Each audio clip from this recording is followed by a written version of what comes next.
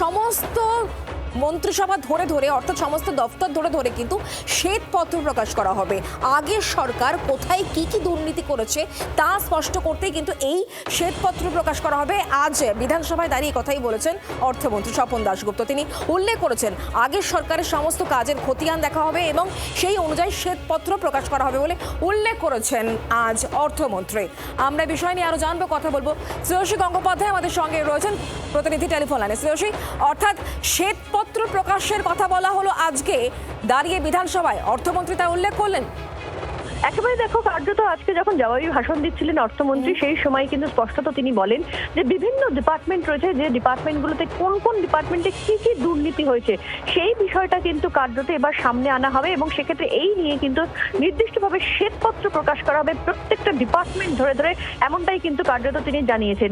এবং এখানে কিন্তু কার্যত ক্যাগ রিপোর্টের প্রসঙ্গও তিনি টেনে আনেন, সেটাও কিন্তু সকলের সামনে আনা হবে, সেটাও কিন্তু কার্যত তিনি বলেন। ফলে নির্দিষ্টভাবে দুর্নীতির প্রসঙ্গে আমরা দেখেছি যে গত কয়েকদিন ধরে লাগাতার নিজের বক্তব্যে মুখ্যমন্ত্রী ঠিক যেভাবে দুর্নীতির বিরুদ্ধে জিরো টলারেন্সের কথা বলেছেন, ঠিক আজকে অর্থমন্ত্রীর জবাবি ভাষণেও কিন্তু কার্যত তারই একটা রিফ্লেকশন দেখা গেল, যেখানে অর্থমন্ত্রী স্পষ্ট বললেন যে প্রত্যেকটা ডিপার্টমেন্ট ধরে ধরে শ্বেতপত্র প্রকাশ করা হবে যে কোথায় কি কি কত কত টাকার দুর্নীতি হয়েছে তা নিয়ে।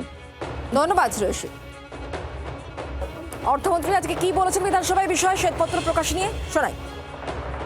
আমরা বিবেচনা করেছি যে সামনের দিনে আমরা অনেক ডিপার্টমেন্টের এক এক করে শ্বেতপত্র বা হোয়াইট পেপার আনব। সব ডিপার্টমেন্টই কন্ট্রোলার আর অডিটর জেনারেলের যে রিপোর্টগুলো এসছে, যেগুলো আপনারা দেখতে পাননি এতদিন ধরে, আমরা কেউই দেখতে পাইনি, সেইগুলোকে আমরা পাবলিশ করে দেখাবো। বাংলার আওয়াজ, বাঙালির আবেগ, জি 24 ঘন্টা।